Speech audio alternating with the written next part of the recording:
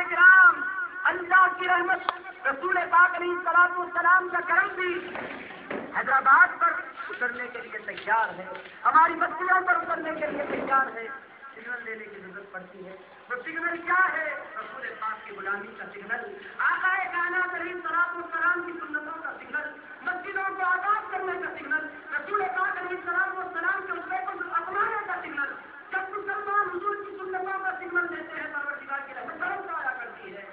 حاضر کرام، لقد کان لکم فی رسول اللہ اسوۃ حسنہ، اللہ فرماتا ہے نادانوں کہاں کہاں جا رہے ہو، کس کس کے آگے بھیک مانگ رہے ہو، ترقی چاہتے ہو، تم دنیا کی طرف نہ جاؤ، دنیا تمہاری طرف آئے گی۔ حضرت عبداللہ شاہ صاحب رحمۃ اللہ علیہ کا علاقہ ہے، حضرت کے حوالے سے ایک بات عرض کر دیتا ہوں، بڑی پیاری بات حضرت نے مواعظ حسنہ میں لکھی ہے، آپ کی خدمت میں رکھتا ہوں تاکہ بات اور واضح ہو جائے۔ حضرت ارشاد فرماتے ایک بیچارہ بولا تھا، ایک بولا بیچارہ تھا، ہوا کیا، ایک دیوار پر کبوتر بیٹھا، یہ بیچارہ کبوتروں کا عاشق، اس نے کیا کیا، دیوار پر کبوتر بیٹھا ہوا ہے اور نیچے اس کا سایہ پڑ رہا ہے، نیچے وہ سایہ پڑتا ہے نا، نیچے سایہ پڑ رہا ہے۔ حضرت عبداللہ شاہ صاحب رحمۃ اللہ علیہ ارشاد فرماتے ہیں وہ بیچارہ بولا آیا، آ کر سایہ کو پکڑ رہا ہے، سایہ کو پکڑ رہا ہے، سایہ ہے کہ آپ کو لگتا ہی نہیں ہے، کتنی بھی بار پکڑا، ہاتھ جب لگاتا ہے مٹی ہاتھ آ جاتی ہے، پریشان ہو کر سوچتے بیٹھ رہا ہے کہ اسے پر بھی نظر آ رہے ہیں، اس کی آنکھیں بھی دکھ رہی ہے، اس کا سارا وجود بھی نظر آ رہا ہے، مگر یہ میرے ہاتھ کو کیوں نہیں لگ رہا ہے۔ ایک اخن ان کا وہاں سے گزر ہوا، اس نے کہا، حضرت عبداللہ شاہ صاحب لکھتے ہیں، اس نے کہا بیچارے سائے کو پکڑنے کے بجائے ذرا دیوار چڑھو، کبوتر کو پکڑ لو، خود بخود سایہ تمہارے ہاتھ میں آ جائے گا۔ حاضرین کرام، یہ دنیا ایک سائے کی طرح ہے، اگر آپ اس دنیا کو لینا چاہتے ہیں، زندگی پر دنیا کی طرف بھاگیں گے، اس کی ختم ہونے والی نہیں ہے۔ حضرت عبداللہ شاہ صاحب فرماتے کام کرو، اس دنیا کے بنانے والے پروردگار کو اپنا بنا لو، ساری کائنات اچھی ہو جائے گی۔ آقا کائنات علیہ السلام کو اپنا بنانے کی کوشش کرو۔ دوستو، رسول پاک علیہ السلام بہترین آئیڈیل کے طور پر آپ کو نظر آئیں گے۔ میں آپ کی خدمت میں رکھوں، ایک بات اچھی طرح ذہن نشین کر لیں، اللہ فرماتا ہے بہترین آئیڈیل ہے لوگوں تمہارے لیے رسول اللہ کی ذات ہے، حضور سے بہتر تمہارے لیے کوئی نمونہ عمل نہیں ہو سکتا، حضور سے اچھا اسوا تمہارے لیے نہیں ہو سکتا۔ اب اللہ بولے سب سے اچھا یہ، بندہ بولے ان کے اندر یہ عیب ہے، تو کیا ہوگا؟ آپ پوچھے محمود خالد صاحب سے، اسٹاک جو مارکیٹ میں سجایا گیا سب سے اچھا مال انہوں نے سجایا ہے، جب عیب نکالنے والا اس میں عیب نکالتا ہے، مال برا نہیں مانتا، سجانے والے برا مان جایا کرتے ہیں۔ سب سے اچھی چیز میں نے سجائی تھی، اس میں تم نے کیسے نکالا؟ میری دوست بات آپ سمجھ رہے ہیں؟ رسول پاک علیہ السلام کا معاملہ بھی یہ ہے، کچھ لوگ نکلے ہوئے ہیں، حضور یہ نہیں جانتے تھے، حضور کو ہماری خبر نہیں ہے، وہ ہمارا سلام نہیں سنتے ہیں، مختلف قسم کی باتیں حضور پاک علیہ السلام کے معاملے میں کر دیا کرتے ہیں۔ ایک بات میرے دوست کو ذہن نشین کر لو، جب حضور کے خلاف کہا جاتا ہے حضور برا نہیں مانتے، پروردگار برا مان جایا کرتا ہے، کیوں؟ اللہ فرما رہا ہے بہترین نمونہ عمل تمام کائنات کو میں نے کھملا دیا ہے، اے لوگوں ایسی کوئی زندگی میں مجھے نظر نہیں آتی جو تمہارے لیے آئیڈیل بن کر آ جائے، ایک ہی زندگی مجھے نظر آتی ہے، وہ میرے رسول کی زندگی ہے۔ رسول بولے سب سے اچھا، پروردگار بولے سب سے اچھی بات میرے رسول کی، سب سے اچھی زندگی میرے رسول کی، سب سے اچھی بات، سب سے اچھے اوصاف میرے رسول کے، اور دنیا بولے اس کے اندر ایک عیب ہے۔ حضرت اکرام، اللہ کو اس قدر برا نظر آئے گا۔ بعض لوگ ہیں بول دیتے ہیں حضور کو پیٹھ پیچھے کی خبر نہیں ہے، دیوار پیچھے کا نہیں سنتے، سلام چیخے مار مار کر کیوں پڑھتے ہو، حضور پاک علیہ السلام کو اس کی اطلاع نہیں ملتی، آقا کائنات نعوذ باللہ کچھ ایسی گستاخانہ جملے لوگ بول دیا کرتے ہیں۔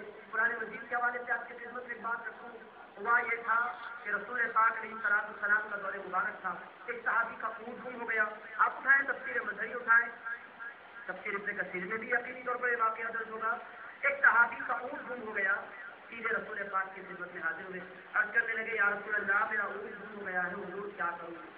آقا کائنات علیہ السلام نے فرمایا اے میرے صحابی تمہارا اونٹ فلاں وادی میں ہے، وہاں جاؤ تمہارا اونٹ مل جائے گا۔ رسول پاک علیہ السلام کا علم تھا، حضور نے اطلاع دے دی، پھر کیا ہوا؟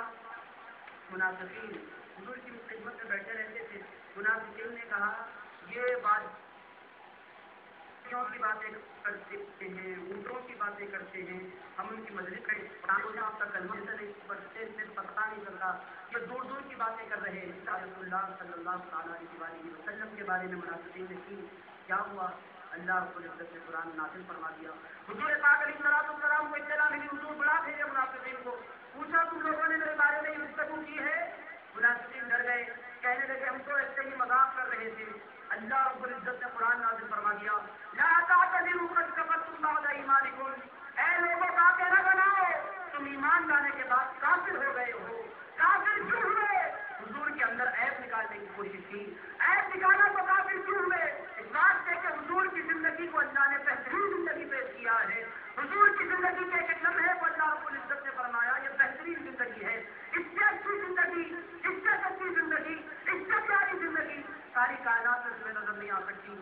اللہ فرما رہا ہے یہ زندگی بہترین زندگی ہے.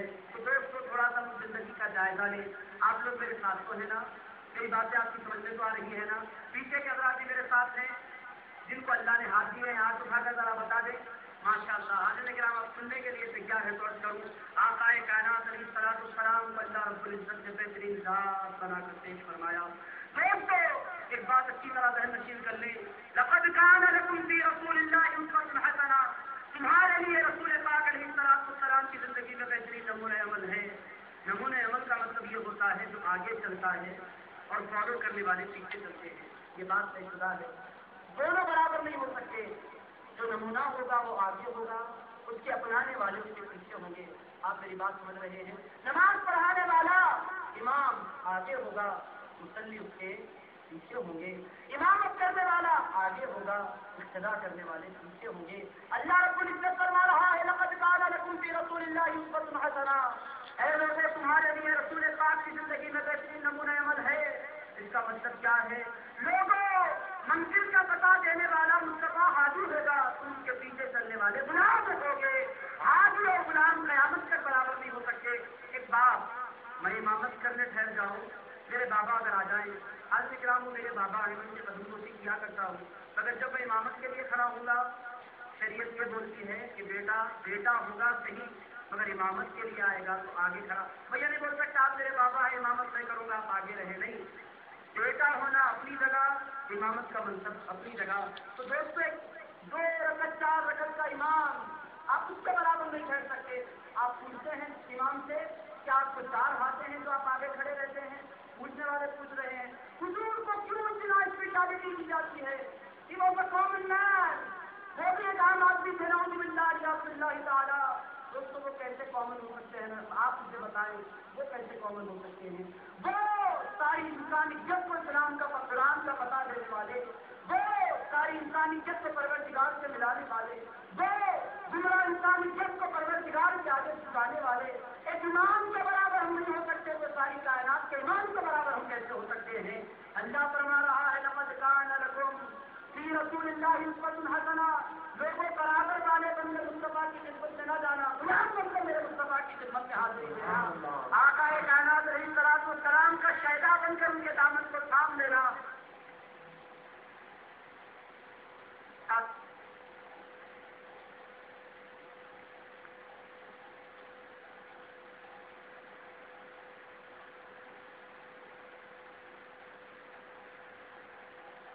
کائنات علیہ السلام کا بچپنا کیسا. ایک بیٹے کو آپ دیکھنا چاہتے ہیں, ذرا چلو آمنہ کے صاحبزادے کی طرف نظریں کرتے ہیں, حلیمہ کے لال کی طرف نظریں اٹھاتے ہیں. آقا کائنات علیہ السلام نے نبوت کا اعلان فرما دیا ہے. رسول پاک علیہ السلام کے چاہنے والوں کی تعداد لاکھوں میں پہنچ گئی ہے. مسجد نبوی آقا کے غلاموں سے بھری ہوئی ہے. رسول پاک علیہ السلام کمبل اوڑھے مسجد نبوی میں تشریف فرما ہے. کیا ہوتا ہے؟ اچانک ایک خاتون مسجد نبوی میں انٹر ہوتی ہے. حضرت کرام غور کریں کہ بیٹا کیسا ہوتا ہے. آداب بیٹے کے کیا ہوتے ہیں؟ کسی اور کا بیٹا نہ میں بیٹا دیکھنے کے لائق ہوں نہ کوئی اور. بیٹا دیکھنا چاہتے ہیں تو عبداللہ کے لال کو دیکھو, عبداللہ کے لال کو دیکھو, آمنہ کے نور نظر کو دیکھو, حلیمہ کے لفظ جگر کو دیکھو. حضرت کرام خاتون انٹر ہوتی ہیں. ہوتا کیا ہے؟ حضور اپنے مقام پر اٹھ کر کھڑے ہو جاتے ہیں. حضور اٹھے تو ساری کائنات اٹھ جاتی ہے. دوستو چلتے ہیں, جب میں چلوں تو سایہ بھی تیرا نہ ساتھ دے, جب تم چلو زمین چلے آسمان چلے. حضرت کرام آقا کائنات علیہ السلام کا معاملہ ہماری طرح نہیں تھا. سارے صحابہ اٹھ کر کھڑے ہوئے. پھر کیا ہوا؟ حضور پاک علیہ السلام اٹھ کر کھڑے ہوئے, آگے بڑھنے لگے. وہ خاتون آئی, حضور نے ان کے ہاتھ چوم لیے. اس کے بعد کیا کیا؟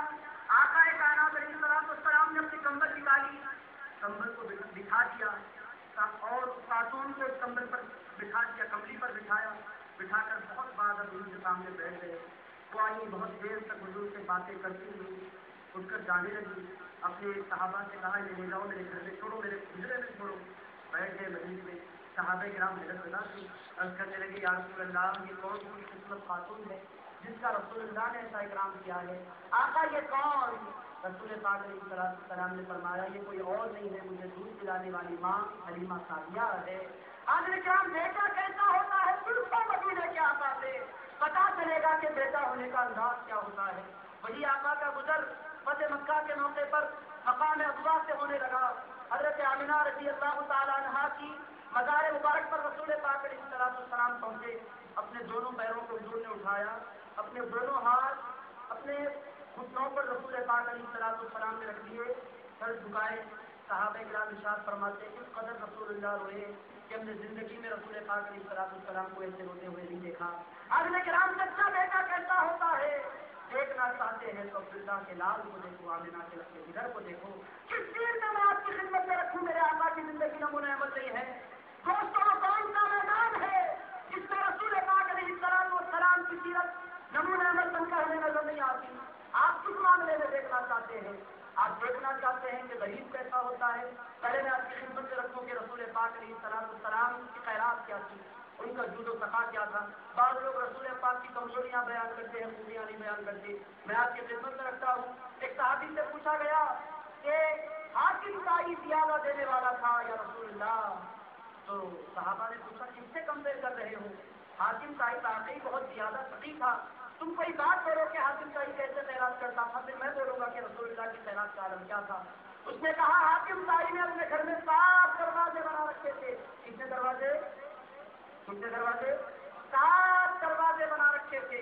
تو پھر کیا کہنے لگے, اس کا طریقہ یہ تھا, پہلے دروازے سے انسان آتا تو دیتا, دوسرے دروازے سے انسان آتا, یہ نہیں بولتا کہ تم پہلے دروازے سے لے چکے ہو, نہیں, دوسرے دروازے سے آتا پھر عطا کرتا, پھر وہی فقیر تیسرے دروازے پر آتا پھر عطا کرتا. اسی طرح ایک سائل کو 7 دروازوں سے حاکم تائی عطا کیا کرتا تھا. یہ تھی حاکم تائی کی سخاوت. تو رسول پاک علیہ السلام کے صحابہ نے فرمایا کہ حاکم تائی تھا جس نے اپنے گھر پر 7 دروازے بنا رکھے تھے, اور 7 دروازوں سے لینے کے بعد بھی انسان کے دل میں خواہش ہوتی کاش کوئی اور دروازہ ہوتا جہاں سے میں کچھ حاصل کرتا. صحابہ ارشاد فرماتے میرے آقا کا معاملہ ایسا نہیں تھا. حضور نے اپنے گھر پر 7 دروازے نہیں بنائے تھے. ایک دروازہ حضور کا بیٹا تھا, ایک دروازے سے حضور اتنا عطا فرماتے کہ پھر زندگی میں ماننے کی ضرورت نہیں پڑا کرتی. سبحان اللہ, سبحان اللہ, ماشاء اللہ.